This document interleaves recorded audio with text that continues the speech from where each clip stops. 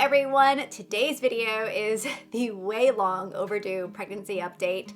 This has been extremely highly requested, like all over my platforms. Or like, how's your pregnancy going? What's going on? Yeah, I have not updated you guys in like legit 2 months. So this whole update is gonna be just a quick little synopsis of everything that's happened between 17 to 25 weeks. I am 25 weeks right now. I turned 26 weeks on Monday, and today is Thursday that I'm filming this. So yeah, there's quite a bit to fill you guys in on, but there's also just still so much uncertainty, which is a big reason why I think I have not sat down and filmed this video, because I don't even know what to say, because I'm even at a loss with some stuff. But anyways, make sure to give this video a thumbs up if you guys love the pregnancy updates. And also make sure to be following me on Instagram, because I do update quite a bit over there on my stories. Like, that's just the quickest way I can do it. So make sure you are following me on my Instagram stories if you want to stay updated with stuff. But anyways, so like I was saying, I'm 25 weeks right now. We're gonna kind of go through everything. So we're gonna first start off with my high-risk ultrasound that I did for my anatomy scan at 18 weeks. So I had to go to a high-risk doctor because we were really concerned about the bleeding, and I just honestly wanted to get a little bit more of a in-depth ultrasound done than what my doctor's office could do. And he's like, you know what, I was gonna do this for you as a second opinion. So I was like, okay. So we went in there at 18 weeks. Because you can go anytime between 18 and 20 weeks for your anatomy scan or so. So we're measuring everything, we're doing everything. Everything looks great, you know, looking great, everything like that. She did not do a vaginal one, so we did not like see if like with the polyp or anything like that, so I have no update on the polyp. I still don't even know what's going on with the polyp. Honestly, I think the polyp's gone because I haven't bled at all since like what, 15 weeks or something. So I have not bled at all. I have a feeling the polyp is gone, to be quite honest. But yeah, so everything looked great there. So I sat down with the high-risk doctor because he goes over the ultrasound because they have a technician that does it. And he's just like, everything looks good. If you want to do a vaginal ultrasound, you can like quickly like, you know, do one right now with her. And then we saw that she brought another person into the room. So I'm like, I can't sit here and wait an hour. I have to get back to my daughter. So I just left. I was like, it is what it is. So I get my little patient summary that I get through my email about everything that happened at my appointment. On that summary, I was told I had a VCI. So VCI is a voluptuous cord insertion. I will have it pop up right here. So I've never heard about this. I was like, what? And then I saw that on there, it's like, come back at 28 weeks. And I'm like, what? So really confused there, right? Like, I'm like, he didn't tell me anything about this. So I started researching VCI, and I saw that basically what happens is the cord inserts on the side, so it's not directly in the placenta. So what happens is the baby might not grow as it's supposed to grow. So they're not getting the full nutrients, so it can really hurt their growth. So you really have to monitor that. And then another thing with it is that when the placenta is being delivered, they cannot pull on the cord because the cord does not have that jelly-like cover that protects it. So you are more inclined to rupture. So they have to either remove it manually if it doesn't detach on its own, and just also make sure that they do not pull on that cord. So yeah, that's what I was basically told, or I basically read. So I was like so confused. I emailed my doctor. I was like, because he goes, oh, everything looks great. And I'm just like, I go, can you explain to me what this whole VCI thing is? And he's like, well, I'm not really sure what you want me to explain. Like, he goes, the doctor said he went over everything with you. I'm like, the doctor never told me this. And I go, I'm just reading it in my summary, so therefore my confusion with it. So he basically just told me that we're just gonna do growth ultrasounds as time goes on, just to monitor the growth of everything. So he scheduled me for another growth ultrasound at 24 weeks. So at 24 weeks is when I did my second growth ultrasound. I also did my glucose test that day. It was a very long morning. I literally got in there, drank my drink, went upstairs, did my growth ultrasound, came back downstairs, gave my blood, went back upstairs, talked to my doctor about everything. So that's how that all went. But I'll let you guys know with my glucose test, came back great. Don't have diabetes or anything like that. Super healthy, numbers are perfect. So that went well. But what was interesting is, one, I was told again for like the millionth time is that my baby's very active. And I'm like, I know my baby's very active. with the technician, and this was at 24 weeks. And also I was like, I also wanted to say to her too, I was like, okay, where is my placenta? I was told I have an anterior placenta. I had an anterior with my first daughter. I go, there's no way I have an anterior placenta with this girl, because I am getting kicked so hard. I'm not complaining, because I love it, because it allows me to know that she's healthy and moving. But I am getting kicked so hard, I'm like, it's on another level than I've ever experienced before. So I go, there's no way I can have an anterior placenta. And legit, if I have to go pee and she kicks me bad, I'm done for. So, and I can't sleep at night anymore because she's very active at night. So anyways, she found that actually my placenta is only on my right side. So it's only on the right side. So this whole left side is completely open. And I'm like, that's why I feel her so much right there. Because the kicks, I can even see my belly move already. And I never really saw that with Riley. So it was so interesting with that. So yeah, I found out my placenta is only on half of the front. That's why I can feel her so much. And let me tell you, when they say that you will be happy about having an anterior placenta, I totally agree with that, because I had an anterior and now I have like a half an anterior one, and the difference is crazy. It's night and day. So yeah, the kicks are intense. But anyways, so we did that appointment. Everything looked great. She was measuring right on track. So she was measuring at 49%, and their 50 percentile is their average. That's how they measure it. So she's right there, right on par with the average, like looking great. Everything looks great. Her heart looks great. Her brain looks great. Spine, everything is looking great. But what was interesting is I was told from the technician, she goes, are you sure you have a VCI? And I was like, that's what I was told. And she's like, huh. She goes, okay. She goes, I'm going back to look at your other ultrasound. So she went back to look at my other ultrasound that the high-risk doctor did. And she goes, I don't think the lady was looking at the right thing. She goes, I think she was looking at something else. Or like, not like saying it's something else, but she's like looking at a different vessel or something. And she's just like, she goes, to me, your cord is perfect. Like, it's fine. Like, I don't see any problem with your cord. So I'm like, huh. Okay. Like, what am I'm so like, kind of just like, woo! So anyways, so she tells me all this. So I'm like, okay, so I'll just talk to the doctor when I when I get to see him. So I saw him and I was like, okay, so she told me this. And he goes, yeah, he goes, usually a VCI does not resolve itself. So he was very confused. He honestly couldn't say anything. Like, I got nothing. And I am just like, I am so confused. I am so confused. So anyways, he told me, he goes, since the high-risk doctor wanted you back at 28 weeks, we're going to have you go back at 32 weeks. So he goes, we're just going to do that as a precaution with everything, because usually these things do not resolve itself, but it does look like it's normal. So we're just going to have you go back at 32 weeks just for like, extra checks. It's like, okay. I kind of like, is it kind of like, I'm at the point now where I kind of just don't even want to know anything anymore. I'm just like, I feel like it's just this whole pregnancy has been super high anxiety and stressful. And I'm just at the point where I just want to just detach myself from everything, focus on eating healthy, focus on just enjoying this pregnancy and not being stressed out, and just saying, we'll handle it when it comes. Like, I don't know. So anyways, I do have the appointment with the high-risk ultrasound on 32 weeks. So we have that in less than 7 weeks. So about a month and a half or so. And I will definitely update you guys then. Joel and I, actually, we booked a ultrasound with a boutique that we usually go to. It's called A Mommy and Me here in San Diego. We did it with Riley. My sister did it with Caspi. I love it because you really get to see the baby, because these ultrasounds that I've had were so quick. I barely got to see her.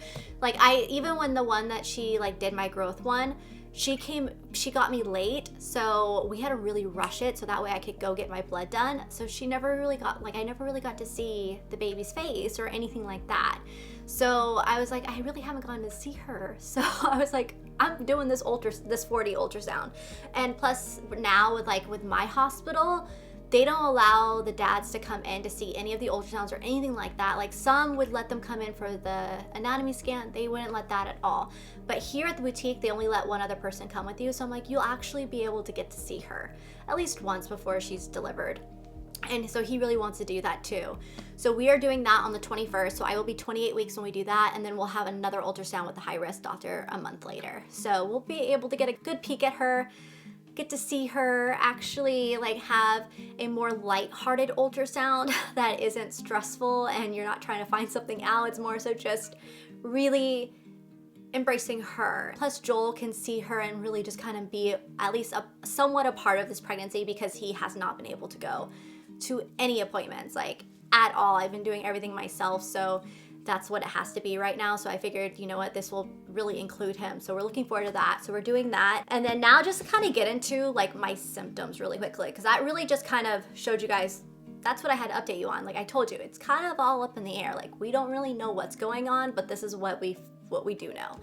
So anyways, going into my symptoms, 25 weeks this week, my hunger has increased so much. I am so hungry now all the time. Like I eat food and then I'm hungry again and then I'm hungry. I'm just like, oh my gosh, I just have to eat small little meals because I'm just constantly hungry, and it's really ramped up the last few days. And then another symptom that I've been having really bad besides my hunger right now is my insomnia, and this has been going on for a few weeks. Like, well, it's been going on the whole pregnancy, but it's gotten really bad the last few weeks. And I can't sleep. I was the same way with Riley, so I knew this was gonna happen with me because I just get really bad insomnia in pregnancy. And I just don't sleep. So I wake up at like 4:30 in the morning, and that's kind of like sometimes where I'll be up for the rest of the day. I will be up all day long until I go back to bed at nighttime, and then I might sleep kind of well that night because I'll be so tired. But yeah, it's a lot of times I'll wake up at 4:30, or I will either wake up at 4:30, fall asleep at 6, and then sleep until 7, and then at 7 get up and like do Riley's whole routine and everything. So I just don't sleep. I don't sleep. I did finally take like a 3-hour nap this past weekend, and because Joel's just like, you are just so nocturnal. He goes, you don't sleep. He goes, I hear you getting up, like I'm peeing all the time. Like I have to pee 24/7, but I also drink a ton of water. I drink so much water. I really should stop drinking water before I go to bed, like about like an hour or so before I go to bed. Maybe that might help me. But I drink a ton of water, so I'm always peeing. And yeah, so yeah, my insomnia has been on a whole nother level, and it's a miracle and it's an amazing night when I only wake up once. Like I tell Joel, I'm like, I only woke up once last night. It was awesome. And he's like, that's a win for you. So yeah, I just have horrible insomnia. Peeing all the time. Another thing is I've been getting really, really bad, and this really started over the last week. I want to say around 24 weeks. Mid 24 weeks is my Braxton Hicks. So Braxton Hicks is when your stomach is contracting, and they're kind of like practice contractions to get you ready for labor. Usually in your first pregnancy, they will not come in until your 3rd trimester, but sometimes you can get them in your 2nd. I'm in my 2nd right now. I don't enter my 3rd until I think like 28 weeks, but basically in your 2nd or your 3rd or your like multiple pregnancies, you'll start getting them in your 2nd trimester earlier. And they're like, from what I've read, is your symptoms in your 2nd and your 3rd pregnancy, like as each pregnancy goes on, your symptoms get more and more intense each pregnancy. And my Braxton Hicks have been so bad. They hit me really bad at night. I'm like having to lay on my side. I can't sit up. I can't do anything. I'm just constantly like my stomach, like I feel like someone is taking my stomach like this and going like that to me and just going like that. And I'm just like, I can't breathe. Like these are so bad. So these really started like last week. And I notice it's like when I just do a little too much, or I eat a little too much, so I have to eat small meals throughout the day. No big meals, small meals to keep that better. And then it's just kind of like hitting me at night. So I think it's just a thing. But they don't last long. They last for maybe like 30 minutes. and then they go away. But yeah, my Braxton and Hicks are on another level. So if you have been pregnant already before, you know what they are. If you're planning on getting pregnant again, or you're in your early pregnancy of your second pregnancy or third pregnancy, yeah, you'll discover this. It's like intense. It's so different. So those have been really hard to handle at night. Like I feel bad because I'm like having to lay on the couch and I'll like put a pillow underneath my belly and I'll lay on my side. And I'm just like, I just told you, I'm like, I have to lay down right now. Like I'm just getting really bad Braxton Hicks and I just have to breathe. So that's what's been like my hardest thing dealing with this past week are my Braxton Hicks. Another thing that I want to talk about is my ritual vitamins. So, well, one, as you guys can see, I got my hair done. I have extensions in it right now. This is my first time doing extensions, but I really wanted to just get fuller hair. But basically with Riley, ever since I got pregnant with Riley, my hair got very like thin, stopped growing.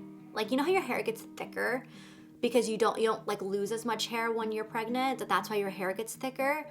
Mine got thin, and my hair's always been very thick and long. Like I've never had a problem with my hair growing. My hair has always been really, really healthy my entire life. Got pregnant with Riley, it was like a complete 180. I've never experienced this in my life. I was like, what the hell is happening? I feel like my beauty, everything is getting sucked out of me. Like my hair stopped growing, it was thin. It looked really unhealthy. But this pregnancy, I have noticed that it looks a lot healthier than it did with Riley, and I'm not going through the same problems that I did with Riley. It's still not growing to like what it used to grow as, but that might be because now I'm in my 30s. You know, you get older, things change. But it wasn't as thin and it didn't look as unhealthy as it did when I was pregnant with Riley. And I think a lot of that has to do with I changed up my prenatal vitamins for this pregnancy. I use Ritual now and I really love Ritual. And I actually was like, when I was getting my hair done yesterday, I was speaking to the girl because she just had a baby and she's like, oh, I use Post ones. And I was like, postnatal ones? I go, who's got those? Because I have a subscription. I was like, wait, is it Ritual? And she's like, yeah. And I was like, I had no idea they had postnatal vitamins. I'm like, where did these come from? But they also launched kids ones and men. So you guys gotta check out Ritual. Their stuff is so good. I love the ingredients that they have in them. I love it that with their omega-3 that they have in there, it doesn't really give you that fishy taste. So like, you know how you feel like you burp or you have acid reflux, and if you take omega-3, you can taste that fish oil and it's just horrible. I don't get that with Ritual. And that was something that really got me with my last pregnancy because I could not handle those pills. So I just noticed a huge difference there, and I think a lot of it has to do with the prenatals that I'm taking. So I highly recommend Ritual for any vitamins that you take. We should all be taking vitamins.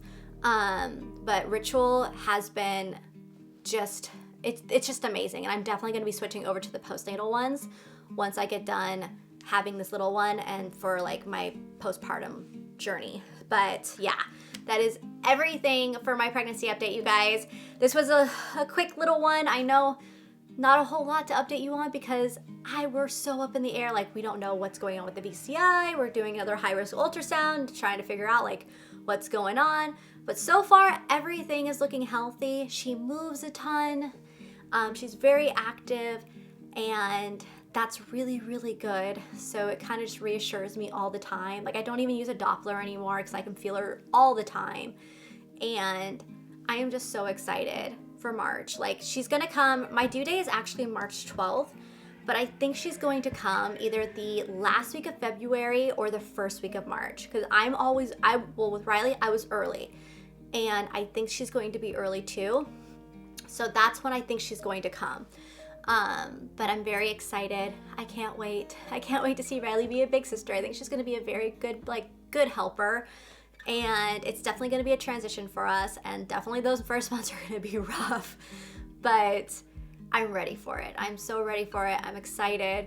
I'm ready to just complete my family and have my 2 little girls and have us all matching and stuff. So Yeah, anyways, I hope you guys enjoyed this pregnancy update. I'll let you guys know on Instagram or in Vlogmas. Make sure you're checking out Vlogmas. I'll let you guys know how our boutique ultrasound goes, because that's not going to be anything about the baby. It's just about, like, you know, how she looks and just enjoying watching her. I'll let you guys know how that goes in the vlog, and then I will definitely update you guys on for the 32 weeks one, for the high risk ultrasound, to figure out what's going on with this VCI, if it's there, if it's not there, if that was a mistake. I'll keep you guys updated because I'm like this too. But anyways, thank you guys so much for tuning in, and I will see you all in my next video. Bye.